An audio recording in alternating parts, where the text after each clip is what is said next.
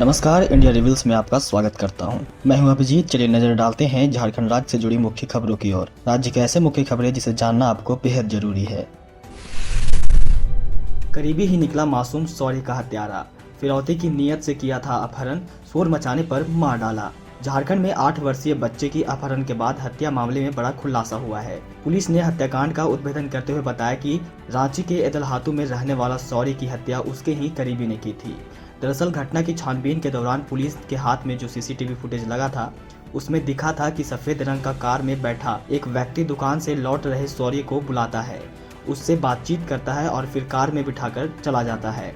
Police इसी सुराग के आधार पर आगे बढ़ी और हत्यारोपी को दबोच लिया। पुलिस ने बताया कि सौर्य हत्याकांड का अंजाम देने वाला व्यक्ति संजू पांडा है, जो मूल रूप से कोडरमा का रहने वाला है। पुलिस ने बताया कि संजू पांडा सौर्य के पिता राजू गोप के घर पर बहन और बहनोई के साथ किराएदार के रूप में रह चुका था। बाद में वह पंडरा शिफ्ट हो गया था। पुलिस के मुताबिक पंडरा में संजू पांडा गलत संगत में पड़ गया था, जिसकी वजह से उसके घर ऊपर भारी कर्जा पड़ गया था। आशंका है कि रुपये के लालच में फिरौती के खातिर उसने सौर्य का अपहरण किया था, लेकिन सौर्य के शोर मचाने पर वह घबरा गया और बच्चे को मार डाला। पुलिस ने आशंका व्यक्त की है कि सौर्य की हत्या अपहरण के महज 1 घंटे के भीतर ही कर दी गई थी, इसीलिए पिता को फिरौती का कॉल नहीं आया। चलिए बढ़ते हैं अगली खबर की ओर। बारिश के बाद निकली धूप, होली में मौसम हुआ सुहावना। 9 से 12 मार्च तक बदलेंगे बादल। झारखंड की राजधानी रांची सहित आसपास के इलाकों में बारिश हुई। आसमान में बादल छाए हुए थे और तेज हवा चली। बादल और हवाओं की वजह से लोगों ने ठंड महसूस की। हालांकि दोपहर होते होते आसमान साफ हो गया और धूप खिली। कुल मिलाकर होली में झारखंड का मौसम सुहावना रहा। सुहावने मौसम में लोग होली मना रहे हैं।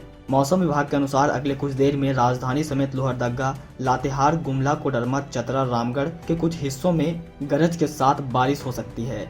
इस दौरान कहीं कहीं वज्रपात की भी आशंका जताई गई है। राजधानी में आज सुबह न्यूनतम तापमान 18.5 डिग्री सेल्सियस दर्ज किया गया, जबकि पिछले 24 घंटों के दौरान अधिकतम तापमान 32 डिग्री सेल्सियस रहा। मौसम विभाग के अनुसार राज्य में पूर्व दक्षिण आने वाली नम हवा के कारण मौसम में यह बदलाव हुआ है। अगले 24 घंटों के दौरान आंशिक बादल छाए रहने का अनुमान व्यक्त किया गया है। चलिए बढ़ते हैं अगली खबर की ओर। झारखंडी युवक ने फैलाई थी तमिलनाडु में प्रवासी श्रमिकों को पीटने की अफवाह, बोला फेमस होना था। पिछले दिनों तमिलनाडु में झारखंड, बिहार और यूपी के प्रवासी श्रमिकों को हिंदी बोलने पर पीटने और प्रताड़ित किए जाने की खबरें सुर्खियों में रही थी। झारखंड, बिहार और यूपी विधानसभा में भी यह मामला गूंजा। तीनों ही राज्यों में विपक्ष ने इसे मुद्दा बनाया, तो वहीं राष्ट्रीय स्तर पर इसकी चर्चा रही। हालांकि जांच पड़ताल के बाद चेन्नई और तिरुपुर में प्रवासी श्रमिकों के साथ मारपीट के बाद महज कोरी अफवाह साबित हुई। तमिलनाडु में प्रवासी श्रमिकों के साथ मारपीट मामले में अब तमिलनाडु पुलिस ने बड़ा खुलासा किया है। तमिलनाडु पुलिस ने झारखंड, बिहार के प्रवासी श्रमिकों के साथ मारपीट का फेक वीडियो शेयर करने वाले युवक को गिरफ्तार किया है। गिरफ्तार किया गया युवक झारखंड का रहने वाला है। हालांकि तमिलनाडु पुलिस ने खुलासा नहीं किया है कि अफवाह फैलाने के आरोप में गिरफ्तार किया गया युवक प्रदेश के किस जिले का रहने वाला है। युवक का नाम मनोज यादव है। चलिए बढ़ते हैं अगली खबर की ओर। झारखंड के एक गांव में 300 साल से नहीं मनी होली, रंग लगाने से होती है अनहोनी। पूरा देश रंगोत्सव होली के उल्लास में डूबा है, लेकिन झारखंड में एक ऐसा गांव है जहां 300 साल से होली नहीं खेली गई। मान्यता है कि यदि इस गांव के लोगों ने होली खेला तो अपशगुन होगा, मवेशियों और इंसानों की मौत हो जाएगी। गांव में होली पर पुआ पकवान तो बनती है, लेकिन रंग नहीं खेला जाता। गांव वाले मानते हैं कि यदि उन्होंने रंग लगाया तो बाबा बडराव नाराज होंगे और गांव में आफत बरसेगी। हालांकि लोग गांव की सीमा से बाहर जाकर होली खेल सकते हैं। यही वजह है कि अधिकांश लोग अपने रिश्तेदार के यहाँ चले जाते हैं। गौरतलब है कि झारखंड की राजधानी रांची से 90 किलोमीटर दूर बोकारो जिला के कसमार प्रखंड अंतर्गत दुर्गापुर गांव के लोगों ने पिछले 300 साल से होली नहीं मनाई। कहते हैं कि वर्षों पहले जब गांव के लोगों ने होली खेली तो मवेशियों की मौत हो गई, कई घरों में इंसानों की मौत हो गई। तभी से लोग होली खेलने को अपशगुन मानने लगे। युवा कहते हैं कि उन्होंने भी ऐसा महसूस किया है और बुजुर्गों की बात पर भरोसा हो चला। यही वजह है कि जहां पूरा देश होली के रंग में सरोबार रहता है, इस गांव में शांति रहती है। कोई किसी को रंग नहीं लगाता और ना ही चहल मचती है। आलम यह है कि आसपास के प्रखंड और गाँव में भी यह बात जग जाहिर है। कोई कहता है कि मैं दुर्गापुर से हूँ तो उसे रंग नहीं लगाते। चलिए बढ़ते हैं अगली खबर की ओर। लोहरदगा के रोचो में प्रतिबंधित मांस के साथ एक युवक हिरासत में, गांव में तनाव का माहौल। झारखंड में होली के दिन प्रतिबंधित मांस के साथ एक युवक को हिरासत में लिया गया है। पुलिस उससे पूछताछ में जुटी हुई है। मामला लोहरदगा जिला के कुंडू थाना क्षेत्र का है। पुलिस ने बताया है कि सलगी पंचायत के रोचो गांव में ग्रामीण के सहयोग से पुलिस ने प्रतिबंधित मांस बेचने वाले व्यक्ति को हिरासत में लिया है। बताया जाता है कि ग्रामीणों को सूचना मिली थी कि प्रतिबंधित मांस लेकर 2 लोग बाइक से कुंडू थाना क्षेत्र से सलगी पंचायत के रोचो गांव पहुंच रहे हैं। ग्रामीणों ने पहरेदारी करते हुए प्रतिबंधित मांस बेचने आ रहे बाइक सवार का इंतजार करने लगे। इसी बीच 2 बाइक पर सवार होकर 2 लोग रोचो पहुंचे तो ग्रामीणों ने दोनों को रुकने का इशारा किया। ग्रामीणों के रुकने के लिए कहा तो दोनों बाइक सवार वहां से तेजी से भागने लगे।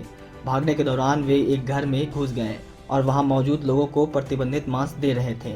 इसी दौरान ग्रामीण वहां पहुंच गए और रंगे हाथ दोनों को प्रतिबंधित मांस के साथ पकड़ लिया। ग्रामीणों ने तत्काल पुलिस को सूचना दी। चलिए बढ़ते हैं अगली खबर की ओर। अवैध हथियार के साथ 2 नाबालिग गिरफ्तार। किसी बड़ी घटना को अंजाम देने जा रहे थे 3 युवक।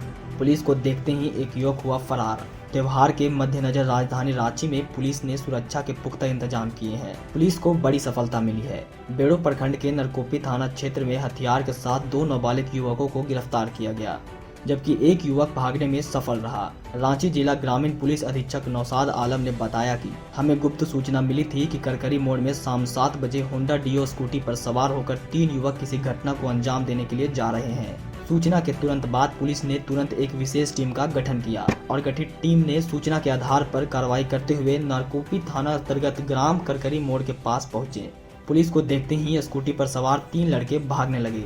पुलिस ने तीनों को दौड़ाकर पकड़ने की कोशिश की, जिसमें 2 पुलिस के हाथ लगे, जबकि एक युवक भागने में सफल रहा। गिरफ्तार लड़कों की तलाशी लेने पर इनके स्कूटी की डिक्की में रखे एक रिवॉल्वर मिली, जिसका कागजात मांगने पर इसके द्वारा किसी प्रकार की वैध कागजात नहीं दिखा। पूछताछ के दौरान ये अपना अपराध स्वीकार किए हैं। चलिए बढ़ते हैं अगली खबर की ओर। होली की सुबह मायके पहुंची बेटी के निधन की खबर। रोते बिलखते ससुराल पहुंचे माता पिता तो देखा पकवान बना रही थी बेटी। होली की सुबह बेटी के मौत की खबर दामाद ने फोन पर दी। बेटी का घर ज़्यादा दूर नहीं था तो मां और उनके परिजन रास्ते में ही रोते बिलखते बेटी के घर की तरफ जाने लगे।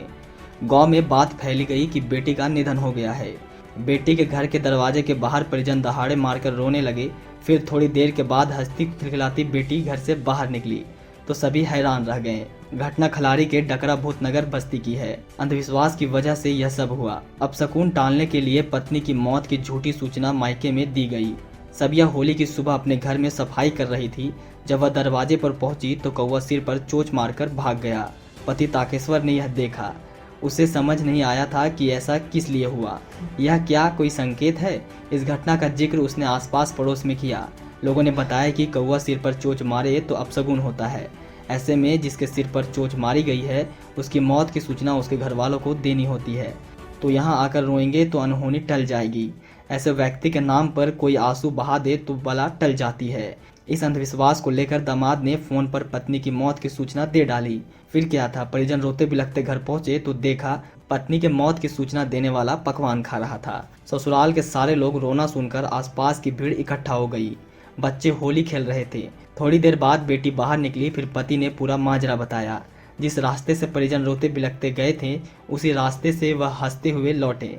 इस घटना के बाद गांव के लोग चर्चा कर रहे थे। होली के दिन इस गांव में यह घटना चर्चा का केंद्र बन गया। चलिए बढ़ते हैं अगली खबर की ओर।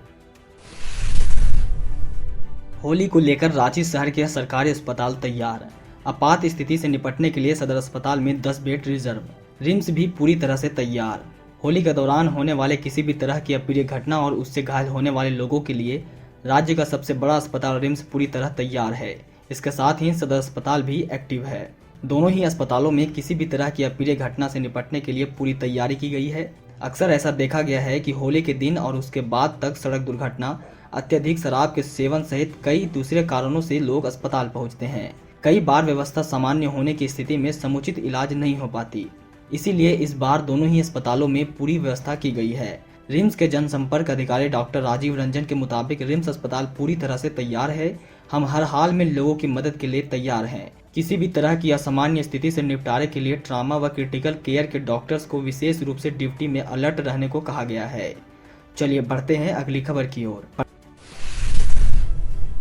झारखंड में मिले कोरोना के 2 मरीज, टला नहीं है खतरा, सर्विलांस टीम अलर्ट। झारखंड में कोरोना का खतरा अभी टला नहीं है। ताजा मामला जमशेदपुर का है।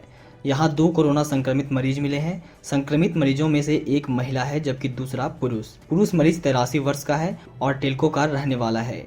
वहीं 38 वर्षीय महिला परसुडी की रहने वाली है। जमशेदपुर में 2 लोगों में कोरोना संक्रमण की पुष्टि होने के पश्चात सर्विलेंस टीम की सक्रियता बढ़ गई है। टीम अलर्ट पर है। बताया जाता है कि दोनों मरीज किसी अन्य बीमारी के इलाज के लिए टाटा मोटर्स अस्पताल में भर्ती हुए थे, लेकिन रूटीन जांच के दौरान दोनों पॉजिटिव पाए गए। फरवरी माह में भी कोरोना के 2 मरीज मिले थे। चलिए बढ़ते हैं अगली खबर की ओर। सलाखों के पीछे भेजा गया 125 करोड़ी इंजीनियर। ईडी की रडार पर झारखंड के कई सफेद पोस्ट। मनी लॉन्ड्रिंग मामले में गिरफ्तार ग्रामीण विकास विभाग के निलंबन चीफ इंजीनियर वीरेंद्र कुमार राम को मंगलवार को शाम 4 बजे ईडी के विशेष न्यायाधीश पीके शर्मा के काके रोड स्थित जज कॉलोनी के आवासीय कार्यालय में पेश किया गया, जहां से उसे न्यायिक हिरासत में लेते हुए बिरसा मुंडा केंद्रीय कारा होटवार भेजा गया है। उसकी अगली पेशी होली बाद 9 मार्च को होगी। ईडी ने 22 फरवरी को वीरेंद्र राम को गिरफ्तार किया था। 22 फरवरी को कोर्ट में पेश किया गया। 24 फरवरी को कोर्ट की अनुमति के बाद उसे अपने कब्जे में लेकर 12 दिनों तक पूछताछ की। पूछताछ की अवधि 7 मार्च को पूरी हो गई। पूरी होने के बाद उसे कोर्ट के समक्ष पेश किया गया, जहां से उसे जेल भेज दिया गया है। आज का खबर यहीं समाप्त होता है। अगर आपको हमारा वीडियो अच्छा लगा हो तो चैनल को सब्सक्राइब करें और लाइक करना बिल्कुल ना भूलें। धन्यवाद।